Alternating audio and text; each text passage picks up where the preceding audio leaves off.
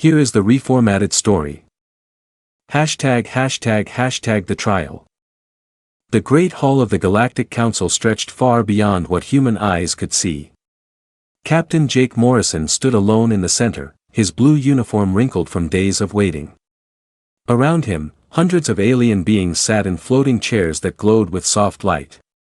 Their eyes, tentacles, and crystal formations all pointed at him like weapons. Jake had been here for 3 weeks. 3 weeks of questions, accusations, and alien voices speaking in languages that hurt his ears. The translator device in his collar turned their words into English, but it could not hide their anger and fear. The tallest alien, Velter of the Ethereal Dominion, floated down from the highest platform. Its body was made of shifting purple mist with glowing white eyes that never blinked. When it spoke, the voice came from everywhere at once. "Human Morrison," Velter said, "you have heard all charges against your species. Do you have final words before we decide your fate?" Jake looked around the hall. He saw the crystal beings called architects, their bodies like living diamonds that changed color with their thoughts. The collective sat in perfect rows, their ant-like faces showing no emotion as their hive mind judged him. In the shadows, the ancient void walkers watched with eyes like dying stars. "I have words," Jake said. His voice echoed in the huge space, "but I doubt you want to hear them." A sound like breaking glass came from the architects section. It was their version of laughter. "Speak," Velter commanded. Jake took a deep breath. 6 months ago, human colonists on New Texas were attacked by Zaffron raiders. Families were killed. Children were taken as slaves. The colonists asked for help from this council. You told them to file papers and wait for a committee to study the situation. The Zapperian delegation shifted uncomfortably. Their bird-like faces turned away from Jake's stare. So the colonists defended themselves, Jake continued. They fought back. They saved their children and drove off the raiders. And for this crime of survival, you put all humanity on trial. They violated the sacred peace accords, spoke Krixt, the hive queen of the collective. Her voice buzzed like a million insects. Violence is forbidden in civilized space. Violence was already there, Jake shot back.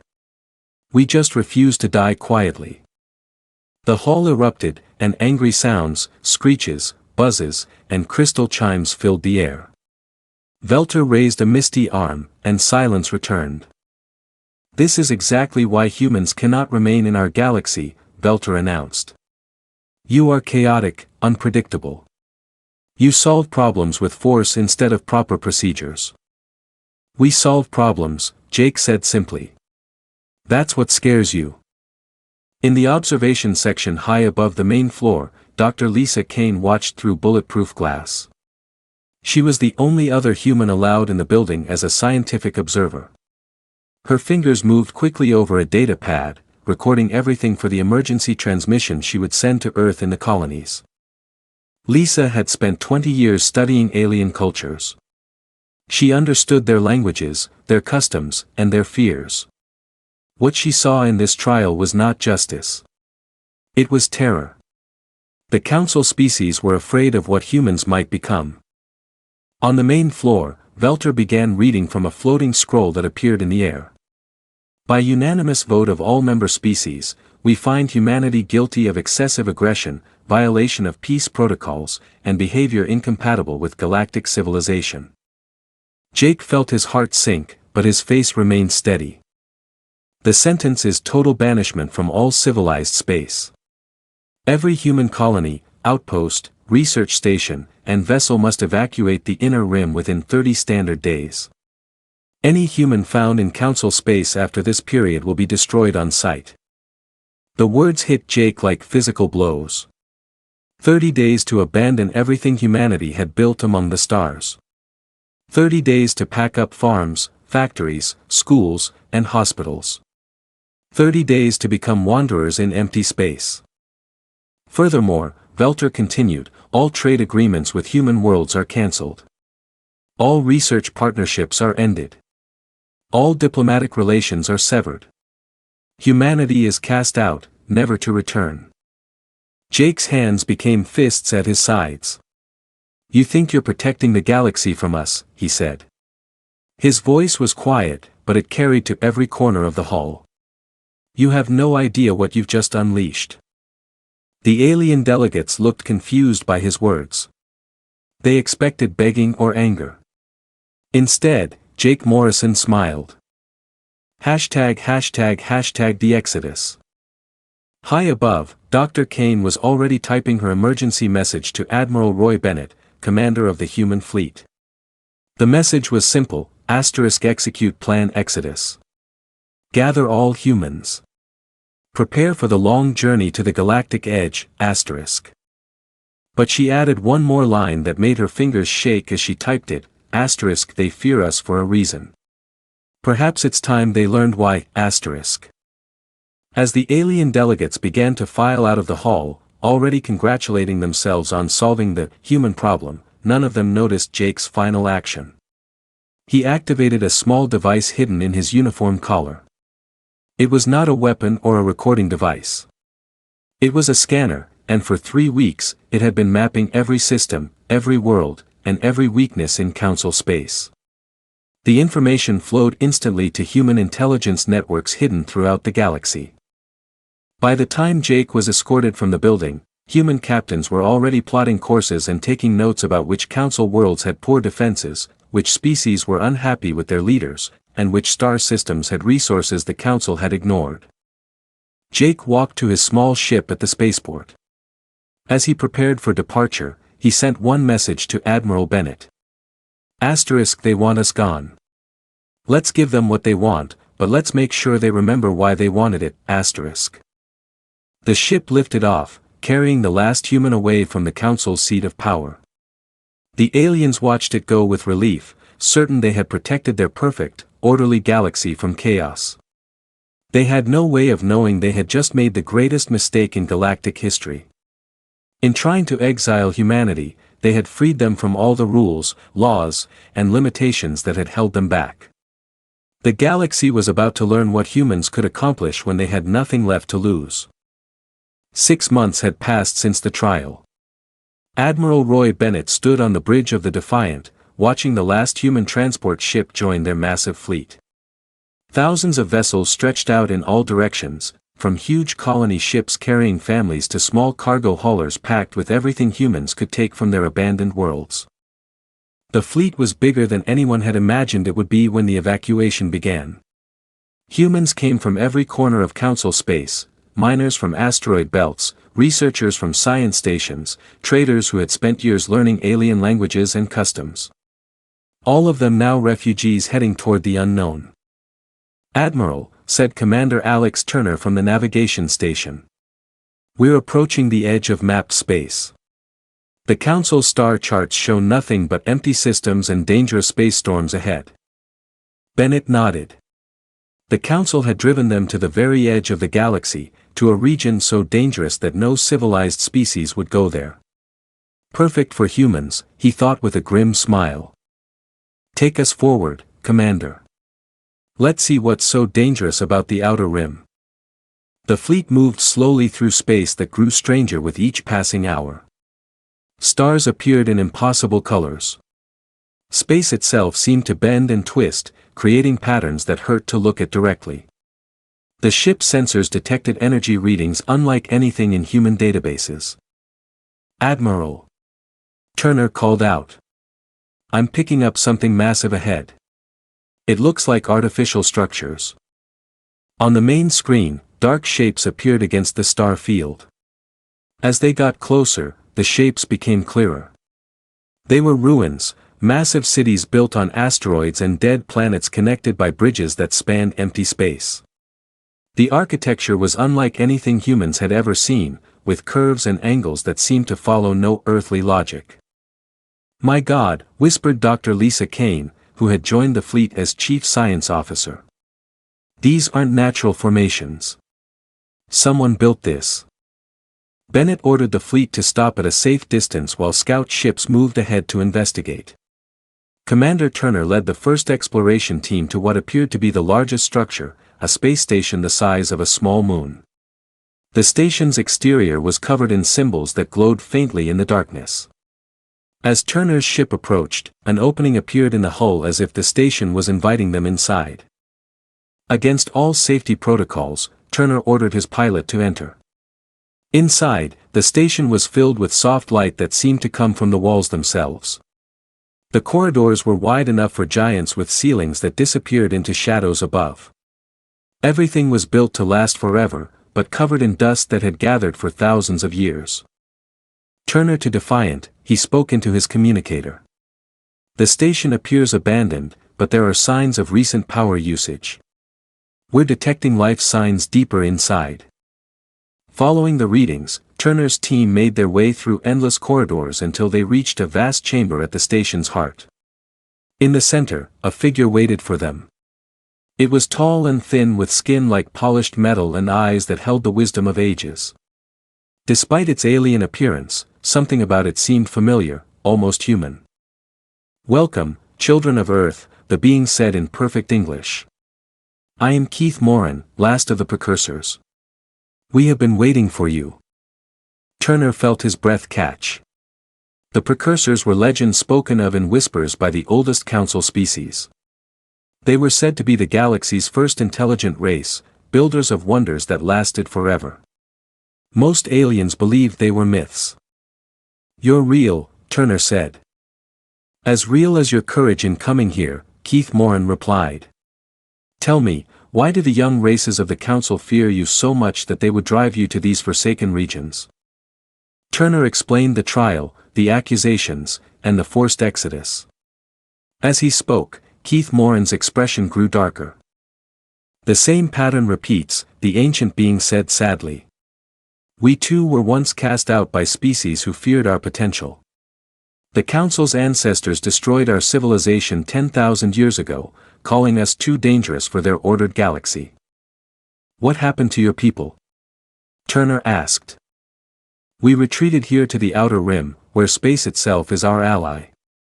These storms and anomalies that keep others away are our creation, designed to protect what remains of our knowledge. Most of my people chose to sleep in the deep vaults, waiting for the galaxy to change. I alone remained awake, watching, hoping."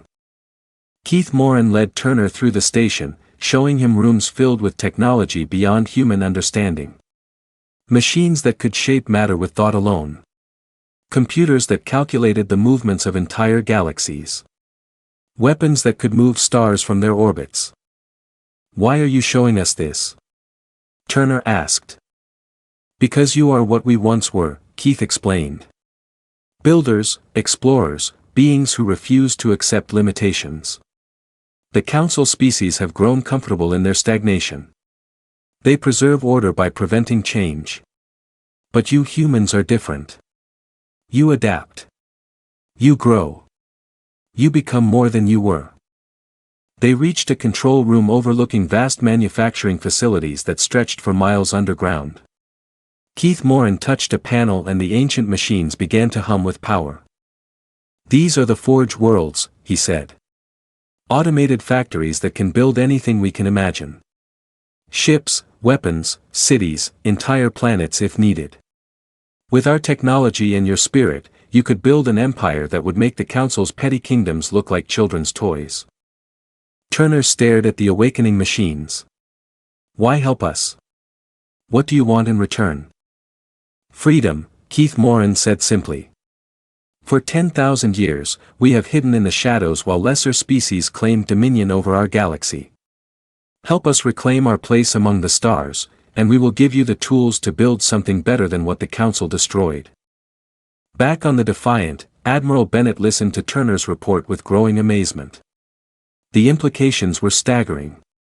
Humanity had not just survived their exile. They had discovered the keys to galactic power.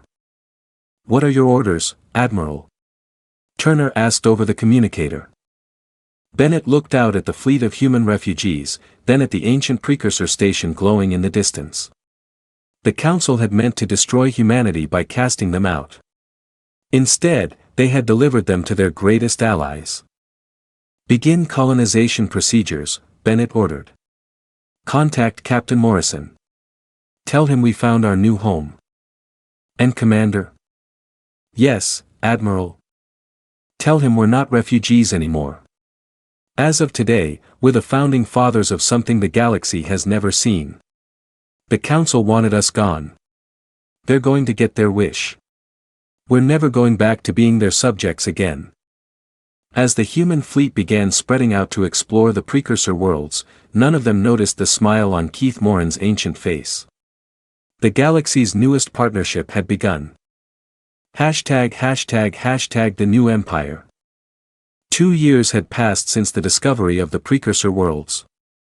The refugee camps were gone now, replaced by gleaming cities that grew larger each day. Captain Jake Morrison, now calling himself the first coordinator, stood on the balcony of his office on Haven, the world that had become humanity's new capital. Below him, the city of New Geneva stretched to the horizon.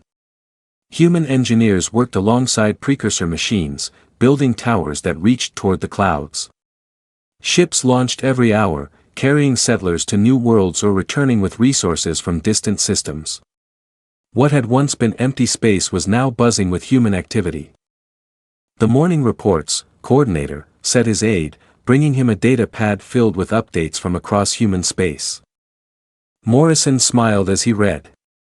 200 systems now flew human flags. The population had grown from refugee camps to thriving colonies in just 24 months. But the most impressive changes were not in numbers, but in what humans had become. General Kate Sullivan walked into the office, her uniform different from anything the old human military had worn. The fabric was woven with precursor technology, allowing it to harden into armor at a moment's notice. Her weapon was not a simple gun, but a device that could manipulate gravity itself.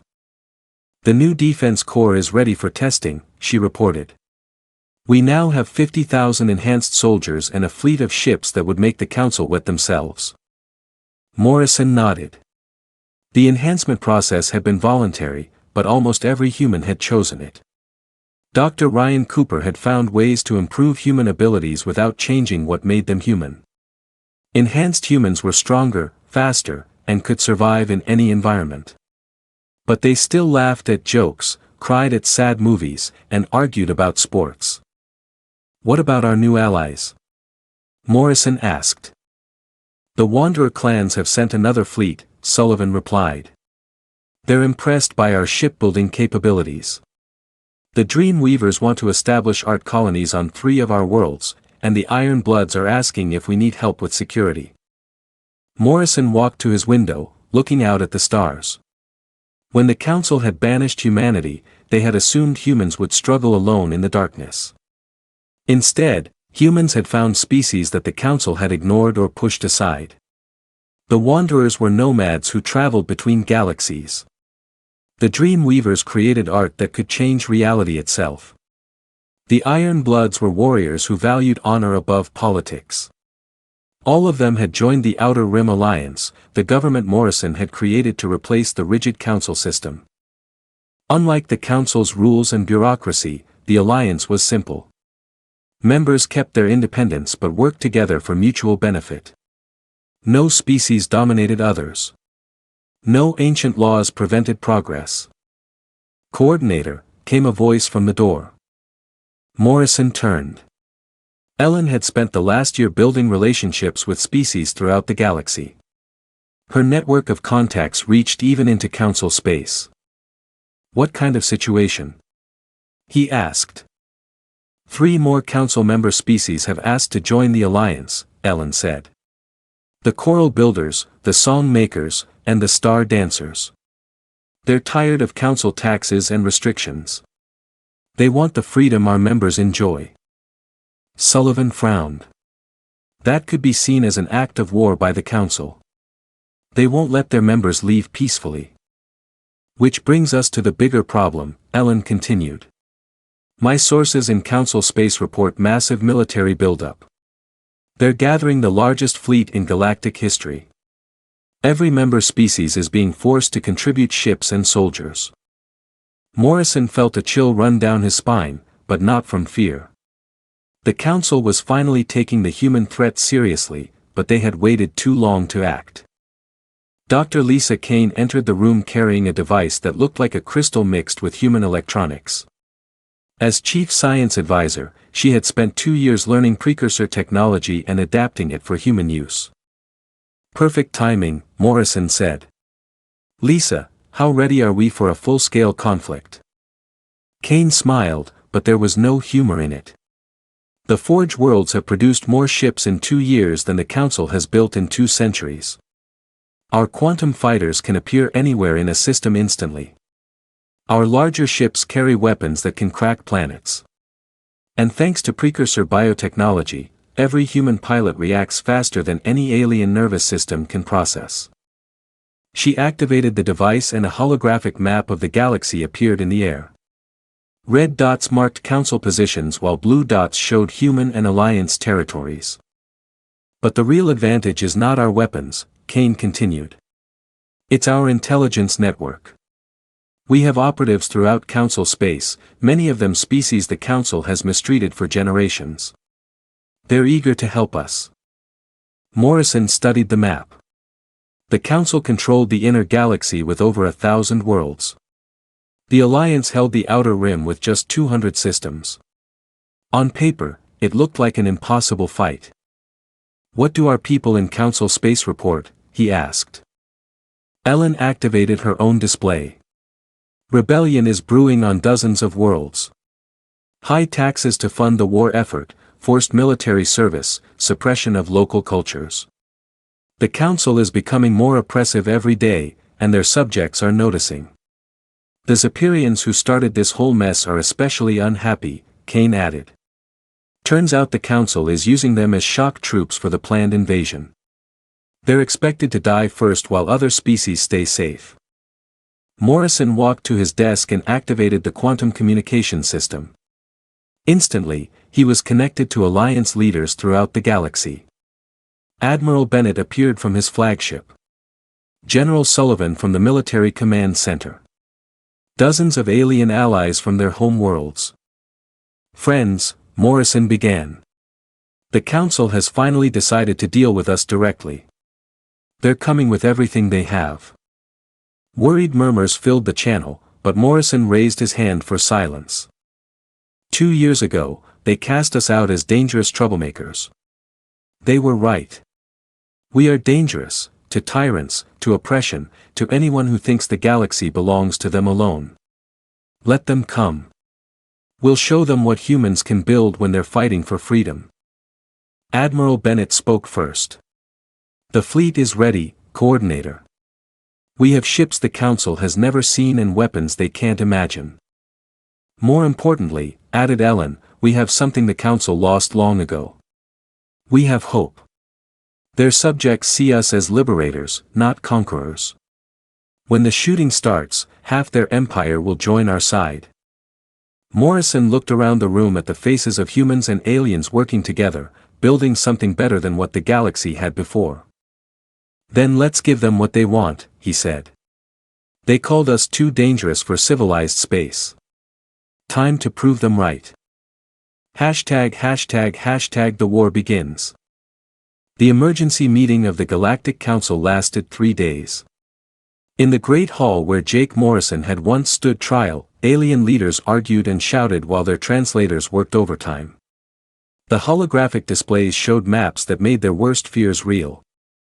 Council Security Chief Zeriak of the Predator caste stood before the assembly, his reptilian face grim. His reconnaissance mission to the Outer Rim had returned with news that shook the foundation of galactic civilization. The humans have not simply survived, Zeriak reported. They have built an empire. Over 200 systems now fly their flags. Their cities are larger than our capitals. Their fleets are more advanced than anything we possess. Speaker Velter floated down from the highest platform, his misty form crackling with nervous energy. Impossible. We drove them to empty space with nothing but refugee ships. See for yourself, Zeriak said, activating the recorded data from his spy mission. The hall fell silent as images filled the air. Massive space stations orbited alien worlds. Ships that looked like nothing in Council databases moved through space at impossible speeds. Cities stretched across entire continents, connected by transport systems that defied known physics. "How many ships do they have?" asked Crix the Hive Queen. "Conservative estimates place their fleet at over 10,000 vessels," Zariak answered. "But these are not ordinary ships. They can appear anywhere in a system instantly. Their weapons ignore our shields. Their hulls are made from materials we cannot identify." A crystal chime rang out from the architects section. Their speaker, a being of living diamond, projected thoughts directly into the minds of all present. Most disturbing is not their technology, but their allies. Species we have controlled for millennia have joined their alliance. The Wanderers bring knowledge from other galaxies. The Iron Bloods provide military expertise. Even some of our own member species are defecting.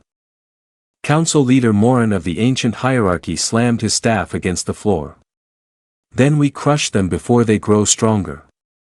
Gather every ship, every soldier. We end this human plague before it spreads further." "Already done," Zariak replied. "The Grand Fleet is assembling at Nexus Station. 12,000 ships from all member species. It will be the largest military force in galactic history." What the Council did not know was that their every word was being recorded deep in the station's computer systems. Human intelligence operatives had planted listening devices months earlier. Within hours, transcripts of the emergency session were in the hands of Alliance commanders. At the same time, on the border world of Kepler-7, the first shots of the war were fired. A Council enforcement fleet had arrived to punish the planet for requesting Alliance membership. The local governor, a corrupt official named Velour, had invited them to make an example of the rebels. Admiral Roy Bennett received the distress call as his patrol fleet was passing through nearby space. The message was simple: Council forces attacking civilian targets. Request immediate assistance, *. Bennett's response was equally simple: on our way. The Battle of Kepler-7 lasted exactly 17 minutes. Council records would later try to explain how an entire enforcement fleet of 200 ships could be destroyed so quickly, but their explanations always fell short of the truth. The human ships appeared without warning, materializing from quantum fold drives that made them invisible until they chose to fight. The Council fleet found themselves surrounded by vessels that moved like living things, dodging weapons fire that should have been impossible to avoid. The human ships did not rely on massive firepower. Instead, they used precision. Gravity manipulators disabled Council engines. Quantum disruptors shut down their weapons. Electronic warfare systems turned Council computers against their own ships. When the shooting stopped, the space around Kepler-7 was filled with drifting Council vessels, their crews alive but their ships completely powerless. Bennett opened a communication channel to the entire area. "This is Admiral Bennett of the Outer Rim Alliance. Council forces, you have violated the sovereignty of a world that requested our protection. Your ships are disabled, but your crews are unharmed. You have two choices: surrender and join the Alliance, or be escorted back to Council space with a message for your leaders." 2/3 of the Council fleet surrendered on the spot. Their commanders had seen enough of Council corruption and were ready for something better. The remaining ships were allowed to leave, but not before receiving full recordings of the battle to take back to their superiors. News of the defeat spread through Council space like wildfire. For the first time in thousands of years, the mighty Galactic Council had been defeated in open battle. Worse, they had been defeated easily, almost casually, by humans who treated war like a minor inconvenience. On Haven, Coordinator Morrison read the battle reports with satisfaction. The war had begun, but not the way the Council expected. Instead of a massive invasion, the humans were fighting a campaign of liberation. "How are our operatives doing in Council space?" Morrison asked Dr. Kane during their daily briefing. "Better than expected," Kane replied. 3 more species have declared independence from the Council. The Coral Builders, Song Makers, and Star Dancers have all asked for Alliance membership. Their fleets are already moving to join our forces. General Sullivan entered the room with her own update. The Council's Grand Fleet is nearly assembled at Nexus Station. 12,000 ships, just like our intelligence predicted. But they have a problem. What kind of problem? Morrison asked. Morale, Sullivan said with a grin. Half their crews don't want to fight. They've heard about Alliance worlds where species govern themselves, where trade is free, where innovation is encouraged instead of forbidden. Many of them are asking why they should die to preserve a system that oppresses them. Morrison walked to his window, looking out at the ships in Haven's orbit. Human vessels worked alongside alien allies, sharing technology and resources freely. It was everything the Council claimed to be, but never was. The Council made this war inevitable, he said. They could have let us go in peace. They could have reformed their system to be more fair. Instead, they chose to fight. Now they'll learn what happens when you corner humans who have nothing left to lose. Ellen Price joined the meeting, carrying reports from across the galaxy. Coordinator, we're receiving messages from over 50 Council worlds requesting Alliance protection. The Grand Fleet hasn't even left port, and their empire is already falling apart. Morrison smiled. The Council had wanted to crush the human threat before it could spread. Instead, they had started a galactic revolution that would change everything. Send messages to all Alliance members, Morrison ordered. The Council wants a war. Let's give them one they'll never forget. ###the turning point. The Grand Fleet of the Galactic Council stretched across 3 star systems as it prepared for the final assault on human space. 12,000 ships of every size and type had gathered for what their commanders promised would be the last battle of the war. Council leaders watched from their safe bunkers, confident that sheer numbers would overcome human technology. Admiral Roy Bennett stood on the bridge of his flagship, watching the enemy fleet approach the edge of Alliance space. His own forces seemed tiny in comparison, only 3,000 ships spread across 100 different positions. But Bennett was not worried. The Council was about to learn the difference between quantity and quality. All ships, this is Admiral Bennett, he broadcast to the Alliance fleet. The Council has brought everything they have to our doorstep. They think numbers will save them. Let's show them how wrong they are. The Battle of the Threshold began not with a charge or bombardment, but with something the Council had never experienced. As their Grand Fleet crossed into the outer rim, space itself seemed to come alive around them. Human ships appeared everywhere at once, materializing from quantum fold drives in perfect coordination. The Council fleet found themselves surrounded by vessels that moved like schools of fish, each ship knowing exactly where the others would be. Their formation, planned for months by the galaxy's best military minds, collapsed in minutes. Impossible, breathed Council Fleet Commander Zextel as he watched his tactical displays. They have 3,000 ships.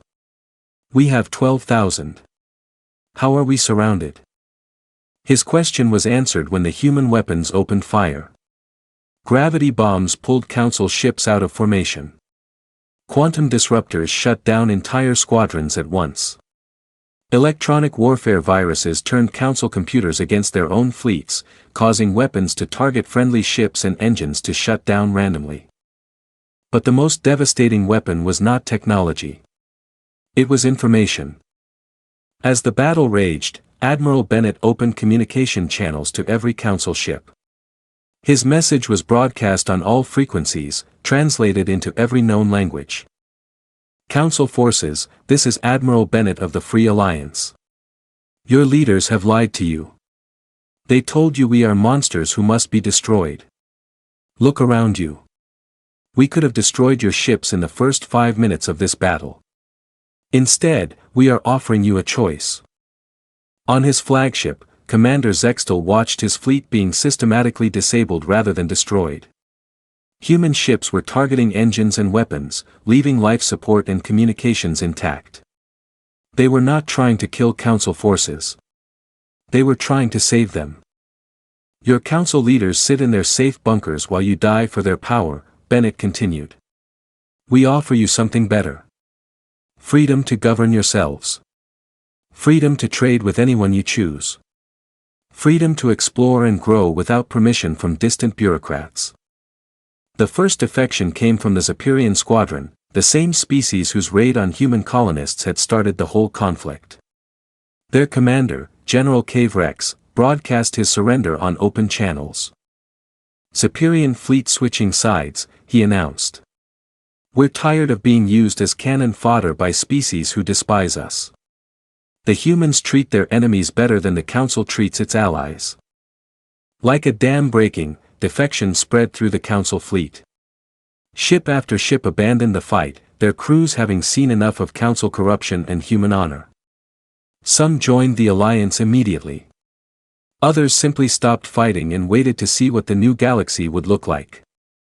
Within 6 hours, 2/3 of the Council's Grand Fleet had surrendered or switched sides. The remaining ships, mostly those with fanatic loyalty to the old system, found themselves outnumbered and outgunned. Commander Zextal gave the order to retreat, but even this was turned into a demonstration of human superiority.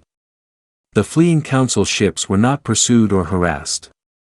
Instead, human vessels escorted them safely to the border, providing supplies and medical aid to damaged ships. It was a final insult to Council pride, their enemy showing them mercy they had never shown others. On Haven, Coordinator Morrison received reports of victory with quiet satisfaction. The war was over, but the real work was just beginning. The galaxy's political structure had collapsed in a single day, leaving billions of beings wondering what would come next. The Council leadership is requesting a meeting, reported Ambassador Ellen Price. They want to discuss terms for surrender. No surrender, Morrison replied. The Council is finished. We're not conquering their empire. We're helping their people build something better. Over the following months, the transformation of galactic civilization moved faster than anyone had imagined possible. The rigid Council system, held together by fear and tradition, crumbled as soon as beings realized they had alternatives. Species that had been enemies for centuries began working together. The Coral Builders shared their architectural knowledge with human engineers. The Song Makers taught Alliance children how music could heal wounded minds. The Star Dancers showed human pilots how to navigate by instinct rather than instruments. Dr. Lisa Kane established the Galactic Science Council, where researchers from every species could share knowledge freely. General Kate Sullivan created the Alliance Defense Force, where beings fought together to protect freedom rather than conquest. Ambassador Price built diplomatic networks that reached every corner of the galaxy. The old Council worlds became museums and memorials to what the galaxy had been. The real centers of civilization moved to the dynamic worlds of the Alliance, where innovation flourished and different species learned from each other. ####The conclusion.